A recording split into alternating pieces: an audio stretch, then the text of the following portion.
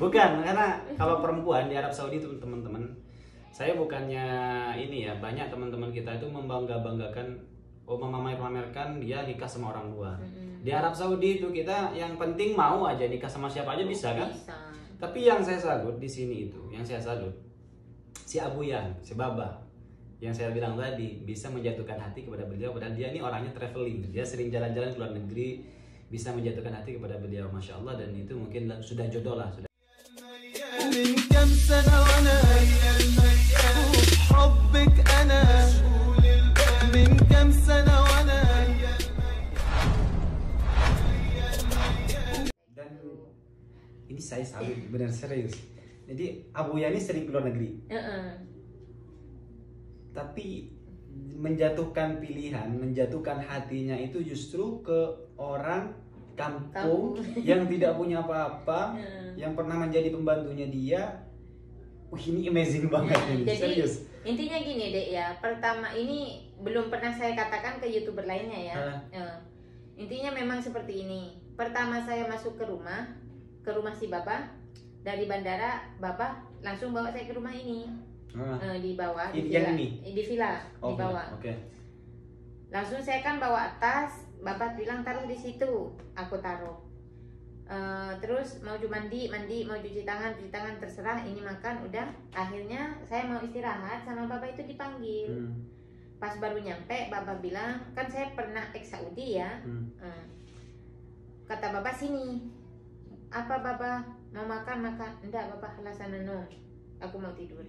Karena sampai ke sini itu saya memang malam jam 3. Bapak itu ngajak saya, bukan ngajak, minta tolong buat mijet. Karena memang di rumah kan cuma saya sama Bapak. Katanya boleh nggak saya minta tolong apa, mijet. Nah karena saya di situ sudah di PT itu memang sudah diajarin sama teman-temannya, kalau ini nggak boleh, kalau ini nggak boleh. Jadi saya bilang Bapak, saya datang ke sini bukan untuk mijet, tapi saya memang visa kamu buat bersih-bersih, buat kerja ke kamu. Jadi saya nggak mau. Akhirnya Bapak bilang saya nggak maksa kalau kamu nggak mau. Akhirnya di situ langsung saya itu udah 1 minggu, makanya saya pengen pindah. Nah di situ saya terus Bapak itu mungkin nanya-nanya ke anaknya, kan saya dititipkan ke anaknya di rumahnya. Mungkin anaknya nanya, laki-laki perempuan. Mungkin nanya tentang keseharian saya di rumah anaknya, seperti apa, dia itu gimana, mungkin seperti itu. Dan saya lihat Babah itu memang udah sreg gitu ya ke saya. Jadi Babah langsung pulang ke Indonesia dengan dianya berkorban beli tiket seperti itu. Terus dan mas kawin juga dia tidak sedikit dan tanpa saya minta. Berapa sih bocorannya mas kawin nikah sama orang Arab? Penasaran ya? Saya itu mas kawin saya itu 50 juta. 50 juta? Itu dibuat beli tanah sama saya. Langsung dibuat beli tanah? Iya, di kampung. Masya Allah, orang Madura. Karena emang cita-cita saya itu, karena saya udah kecewa dari pernikahan pertama, dan saya punya anak 1, dan orang tua saya memang tidak punya. Makanya saya itu pas Babah ngasih uang itu, saya gini, saya harus menjadi seseorang yang sukses, kayak gitu. Jadi Babah nanya, kamu cita-cita kamu ke Arab Saudi ini mau apa? Kata saya pengen tanah, pengen buat rumah lah, pengen punya tabungan. Masya Allah. Dan itu dikabulkan oleh Abu ya? Alhamdulillah. Dan kalau boleh tahu proses pernikahan waktu itu Mbak, anak kan dibilang katanya Mbak sudah janda anak 1. Iya. Itu posisi anak lagi sama Mbak apa gimana? Iya, sama ibu saya. Lagi di sana? Iya, sama ibu saya. Dan ketika menikah? Ketika menikah ya Babah menerima, karena memang saya bilang anak saya umur 3 bulan, 4 bulan waktu saya di PT 1 bulan, jadi 4 bulan saya nyampe ke sini Babah. Kamu udah cerai belum sama suami kamu? Udah, cuman cerainya itu cuman di omongan, nggak sampai ke atas. Akhirnya di situ Bapak bilang, kamu besok kalau pas ini omongan pas di Madura ya. Kata si Babah itu pas lagi di Madura, ini katanya kan kamu udah cerai sama suami. Saya pulang ke Indonesia nikahin kamu itu saya pengen tanya warga surat cerai kamu mana? Kata saya belum buat Bapak. Terus kata dia itu, saya mau nikahin kamu, tapi kamu harus buat surat cerai. Masya Allah. Nah. Jadi dia sedetail itu ya. Iya. Jadi pengennya resmi banget. Karena dia bilang, dia cerita ke saya tuh gini deh, katanya banyak orang Indonesia itu di Indonesianya punya suami bilang cerai, Iya, benar. nyampe ke sini katanya punya suami lagi gitu. Jadi saya nggak mau kayak gitu. Kayak gitu. Masya Allah. Jadi berapa hari di Di Madura? di Madura semuanya total 1 minggu. 1 minggu. Terus saya pergi ke hotel di Surabaya sama Enggak, bapak. setelah nikah bulan madunya di mana? Di Di rumah. Surabaya. Oh, enggak di rumah ya? Enggak. Oke. Pertama itu kan saya belum tahu hotel. Nah, Jadi pasti adik tahu kan hotel di Camplong itu. tahu. Pertama saya 1 minggu di sana di Hmm. hotel Camplong 1 minggu. Udah gitu saya langsung pindah karena Babah nanya ke orang yang punya hotel di Camplong itu, di mana ada hotel di Surabaya Lebih bagus. yang lebih bagus. Jadi saya pindah ke sana. Akhirnya sama si Babah itu pergi ke hotel yang di Surabaya. Terus setelah itu balik, Balik lagi, saya sama Babah balik langsung ke kamu langsung ikut, langsung. langsung ada visa? Tiket itu Babah itu Masya Allah tabarakallah ya.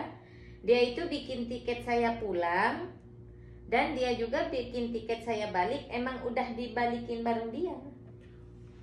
Oh, jadi Mbak ketika suruh pulang Mm-mm. itu berarti Mbak diambilkan cuti. Diambilkan cuti, udah. Allah, tapi Mbak tahu? Nggak tahu. Karena belum tahu apa-apa dulu ya? Belum sadar gitu. Masya Allah, Heeh. aduh romantis banget ini, serius. Benar, iya. Ini berarti ini majikan apa ya, si Abah, ini kejutan aja nih. Dia itu politiknya itu lebih itu deh memang. Iya, saya Masya Allah, dan ini saya kagum banget ini teman-teman, sumpah serius ini. Heeh. Jadi apa ya, nggak terbayang lah di lisan saya kalau kita bisa tahu ya, kalau kita aja yang sebagai warga negara Indonesia, ada di Indonesia aja perempuan mungkin yang cantik-cantik, mungkin orang Arab ketika datang ke Indonesia cantik-cantik, wow Banyak. banyak. Tapi saya herannya itu loh, dia kenapa memilih menjatuhkan hati kepada si Mbak? Ya mungkin selain dari jodoh ya, yang istilahnya backgroundnya dari keluarga yang kurang mampu, Iya Mbak. benar. Terus pernah menjadi pembantu dia. Ya mungkin saya mungkin feelingnya dari awal disuruh mijit nggak mau, mungkin oh ini perempuan berarti punya prinsip Iya. atau punya apa ya, dia nggak gampang di inilah Iya, mungkin. alhamdulillah. Bisa Saya saja memang- itu kan ngetes aja juga kan. Nah, saya memang benar. Demi Masya Allah ini saya ngomong saya nggak mau Bapak. Masya Allah, Allah yarhamu Allah. Jadi Bapak Farid ini Masya Allah saya kagum banget sekarang nih Pak. Saya baru kali ini wawancara, tapi saya juga ikut merinding waktu tadi dibilang bahwa ikut tidur di sana, mau tidur. Karena saya merasakan sendiri tidur di rumah-rumah seperti itu, saya ngalamin sendiri loh. Ini saya sendiri yang punya rumah kadang nggak betah gitu loh. Mana nyamuk ya? Iya benar, serius itu Pak. Tahu sendiri kalau rumah-rumah tradisional orang Madura seperti itu kan. Dan di situ deh saya itu bangganya itu udah Babah 1 minggu kan kita balik ya ke Saudi ya. Babah itu langsung ngasih kargoan mesin cuci buat ibu saya. Allah. Itu pertama yang dia kasih ke ibu saya hadiah mesin cuci. Berarti dia ngelihat waktu pulang ke Indonesia ini nyucinya mungkin diperhatikan Iya, ya. karena gini. Terus saudara saya itu waktu saya nikah sama si bapak itu masih gini, masih kecil-kecil semua saudara-saudara saya itu. Makanya kata bapak itu, mana anak, mana dapur, mana bersihin rumah, mana nyuci, kata dia itu. Dan waktu itu saya tidak mengenal Magicom. Bahkan bapak juga membelikan Magicom. Pertama Magicom itu langsung dari pasar itu, pasar Sampang. Bapak itu udah banyak kenal bapak di pasar Sampang itu. Karena tiap safir, tiap pulang ke Madura pasti ke pasar Sampang.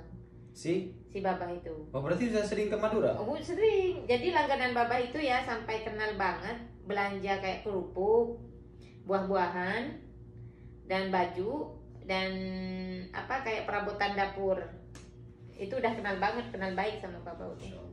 Berarti Mbak ini nikah sama Babah nih, Bapak Farid. Sekarang sudah berapa tahun ini? Tahun berapa nikah? Tahun 2008. 2008 nikah. Awal. Berarti saya belum masih di Indonesia dong. Saya masih di Indo. Iya. Saya masih di Indo dan nikah tahun 2008. ke Arab Saudi, setelah nikah ke Arab Saudi pulangnya berapa tahun sekali? Dulu 3 bulan dipulangin sama papa, Oh. 4 bulan pulang kayak ke Surabaya aja. Udah jadi halaman rumah ya. Iya, dulu itu seperti itu. Kata papa itu kasihan anak kamu pulang, dia pulang. Tapi saya pulang itu setiap saya pulang pasti papa itu ngasih pekerjaan ke saya itu. Kamu pulang buat rumah, buat anak saya yang pertama. Pertama buat rumah, buat anak saya yang pertama memang dihadiahkan sama dia itu buat anak saya yang pertama. Dan yang kedua saya itu disuruh pulang lagi buat rumah buat Farid. Berarti Farid di Indo sudah ada rumah dong? Ada. Sudah. Mm-mm. Masya Tapi Allah. di situ juga dek mungkin ada apa? Oh enak dong diginiin gitu ya. Mungkin ada orang yang berpikiran seperti itu. Tapi itu mah enggak, itu saya kerja juga. Di situ ada Berarti, campur tangan saya juga. gabung lah gitu. Gabung. Cuman ya kalau saya kerja sendiri mungkin itu semua tidak ada. Iya, Intinya tidak seperti itu gitu. Masya Allah. Jadi Farid sekarang umur berapa Farid? Farid sekarang udah umur 9 tahun. Farid umur 9 tahun. Berarti lahir Farid tahun? Farid ini lahirnya tahun 2013. 2013. Oke, Masya Allah. Dan si Baba meninggal kapan? Bapak ini meninggal tahun 2016. 2016 meninggal. Selama Baba meninggal, Mbak kerja apa? Sebagai apa? Saya pernah nganggur sekitar 3 tahun. 3 tahun nganggur. Mm-mm. Dapat gaji dari mana dong? Karena saya dapat warisan dari si Baba, Hah? sedikit uang ya. Alhamdulillah ada lah gitu ya. Untuk 1 bulan. Untuk enggak. Saudaranya Farid itu seperti ini, ada pembagian uang, terus dia bilang gimana ini ada pembagian uang punya si Bapak udah cair gimana, kata saya ya kasih saya minta gitu ya. Jadi memang dulu saya belum mengenal bahwa di Saudi ini ada bantuan. Kalau di Saudi ini buat janda, buat anak yatim belum ada bantuan kayak gitu, saya belum mengenal. Sekarang sudah dapat? Sekarang Farid aja.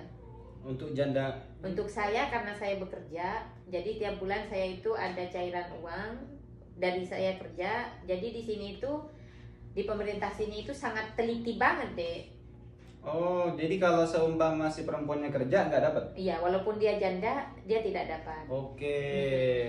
Jadi teman-teman yang harus diketahui, kalau di Arab itu berbeda ya. Janda-janda itu ada tunjangan, Mbak. Ada tunjangan Jadi semua janda-janda di Arab Saudi itu ada uang tunjangan. buat janda. Kecuali dia janda yang sudah bekerja. Yang bisa bekerja. Berarti Mbak nggak dapat? Nggak dapat karena saya bekerja. Kalau memilih nggak kerja? Nah, mungkin juga bisa jadi saya kan nggak kerja, tapi suami dapat pensiun. Itu juga nggak dapat. Oke, begitu. Kalau boleh tahu si Baba pensiunan apa sih? Sebenarnya si Baba itu dulu jadi mudirnya. Ini cerita dari anaknya ya. Nah, karena saya juga jarang ngungkit-ngungkit ke si Baba dulu. Kata anaknya dia mudir di bandara. Oh, mudir di bandara. Masya Allah. Pembesan tiket dan itu semua diatur. Iya, Dijemput. dia mudir bandara. Aduh. Terus ini, selama ada di Arab Saudi dengan keluarga di sini setelah meninggalnya si Baba, ada perselisihan kah atau baik-baik saja Dengan keluarga Baba. dengan keluarga Baba? Sebenarnya saya sendiri membatasi hubungan saya dengan keluarga si Baba. Bukan membatasi sih. Intinya saya itu males sama masalah. Bukan sama saudara Baba aja sih, semuanya saya sama teman-teman juga seperti itu. Dan saya kalau ada azumah kayak gitu apa sih? Azimah ya, pesta. Pesta kayak gitu mungkin saya datang. Kalau sama mereka diundang. Tapi mereka baik nggak sih? Baik ke Masya Allah. saya, tanggapannya sangat baik dan juga suka menasehati dan juga sering nanya kabar. Dan Farid juga kalau lagi kayak sekarang ini lagi kosong pasti turun ke bawah main sama Di bawah siapa kalau boleh tahu? saudara-saudaranya Farid di bawah. Oh, saudara-saudara Farid di bawah. Iya, yang 2. Kalau yang 2 lagi Yang tertua intinya sama yang nomor 2 itu sudah punya rumah masing-masing. Masya Allah. Nah kalau boleh tahu nih, rumah ini berarti sudah rumahnya Abu ya? Rumah ini semuanya rumah Baba, rumah Buyang Berarti sama gratis villa. dong per bulannya. Ya alhamdulillah itu yang Gak kayak saya saya nih teman-teman, tiap bulan harus bayar. Listrik gimana listrik? listrik saya bayar sendiri. Untuk rumah sebesar ini berapa sih listrik? Saya itu kalau musim panas kadang itu 400, kadang 100 sampai 350. hampir 2 juta loh. Kadang 250, kadang 350 kayak gitu. Pokoknya full 400. Jadi ini saya benar-benar di wawancara kali ini kagum nih. Kagumnya bukan sama si Mbak nih. Kalau sama si Mbak biasa aja Gitu saya. ya. Bukan, karena kalau perempuan di Arab Saudi itu teman-teman, saya bukannya ini ya, banyak teman-teman kita itu membangga-banggakan, memamer-pamerkan dia nikah sama orang luar. Di Arab Saudi itu kita yang penting mau aja nikah sama siapa aja bisa kan? Bisa. Tapi yang saya salut di sini itu, yang saya salut si Abu Yan, si Baba, yang saya bilang tadi bisa menjatuhkan hati kepada beliau, padahal dia ini orangnya traveling, dia sering jalan-jalan ke luar negeri, bisa menjatuhkan hati kepada beliau, masya Allah, dan itu mungkin sudah jodoh lah, sudah takdir daripada beliau. Cuman saran saya buat teman-teman kalau mau menikah ya kayak Simba nih, resmi, bisa jadi orang Arab. Maksudnya istri orang Arab yang resmi dan anaknya juga diakui, ya Mbak ya? Anaknya juga diakui, tidak status warga negaranya juga jelas nantinya. Karena banyak kasus di antara teman-teman kita yang ketika nikah sama orang luar yang menjadi korban itu adalah anak, Mbak. Ketidakjelasan kewarganegaraannya, bahkan sengketa tarik menarik apakah mau dijadikan orang Pakistan atau orang India atau orang luar lainnya. Karena banyak kita tahu sendiri kalau di Arab Saudi ini bukan rahasia lagi lah ya. Prosesnya agak susah, nggak kayak di Indonesia. Susah. Terus ini masalah Farid nih Mbak. Masalah Farid ini kan yatim. Sebenarnya yatim itu di Arab Saudi dapat santunan juga nggak sih? Seperti ini deh, yang saya alami ya. Karena saya semenjak 4 tahun itu tidak tahu kalau yatim itu dapat santunan. Ternyata saya bekerja di mall itu bersama orang Arab, sering ngumpul sama orang Arab, jadi saya bisa tahu. Kenapa kamu nggak daftarin anak kamu? Kamu kan nggak bisa, tapi anak kamu bisa, kayak gitu. Nah akhirnya itu juga santunan itu tidak langsung, oh ini yatim harus dapat, enggak. Gimana ceritanya? Itu harus kita itu melaporkan diri kalau saya ini punya anak yatim. Nah di situ yang ditanyakan itu, kamu punya anak yatim, mana surat-suratnya, kayak surat kematian, terus ada lagi surat warisan itu ada juga kan di sini. Surat pembagian warisan, terus banyaklah surat-surat yang dibutuhkan di situ ya. Jadi kita ngedaftar diri, bawa surat-surat. Yang paling pertama itu akte kelahiran sama surat kematian. Jadi yang lain ikut nanti. Gitu. Berarti banyak syarat yang harus dipenuhi. Banyak. Enggak, karena ini mungkin beralih dari topik. Iya beralih. Beralih dari topik karena ada salah seorang ini kasus teman-teman gara-gara pernikahan beda negara ini. Jadi mungkin teman-teman semua sudah tahu, namanya Adek Hisham, ya Adek Hisham dengan sahabat Acong itu ada orang yang melaporkan katanya si sahabat Acong ini eksploitasi anak. Harusnya langkah yang tepat bagi Acong itu adalah membiarkan si Hisham tetap hidup dengan sendirinya karena dia nanti dapat bantuan dari pemerintah Arab Saudi. Bener nggak sih sebenarnya kalau orang luar yang seperti Hisham tidak ada identitas resmi sebenarnya bisa dapat bantuan seperti itu?